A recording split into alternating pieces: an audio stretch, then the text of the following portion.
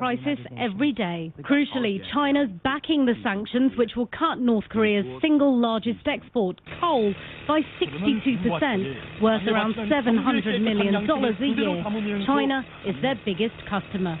But previous round of economic sanctions haven't slowed North Korea's nuclear program. He is not going to cut his missile program and his nuclear program with those hundreds of millions of dollars. He's going to find other places to cut. Sanctions on North Korea, he says, are counterproductive.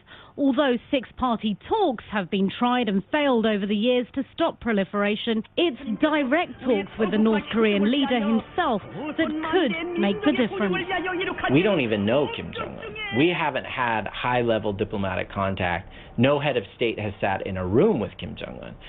We thought Kim Jong-il was crazy until people started meeting with Kim Jong-il.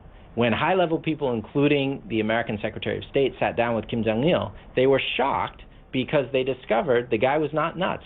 It's called opening a dialogue. President-elect Trump has in the past said he'd have no problem speaking directly to Kim Jong-un, even suggesting they have hamburgers instead of a state dinner. But he's also said North Korea is China's problem to solve, and he'd pressure them to deal with the regime. We have to start testing him through diplomacy, and then we have to start offering him a better future for his regime and for his country. That's what worked in China, is what worked in most of Asia.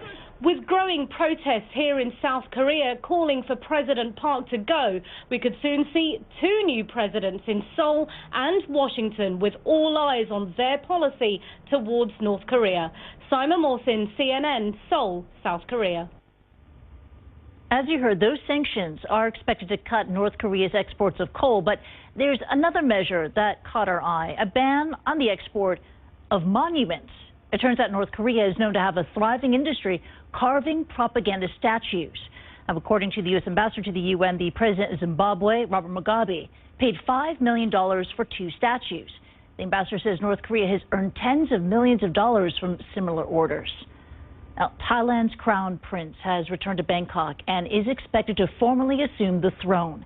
He presided over this ceremony earlier, marking 50 days since his father died in October.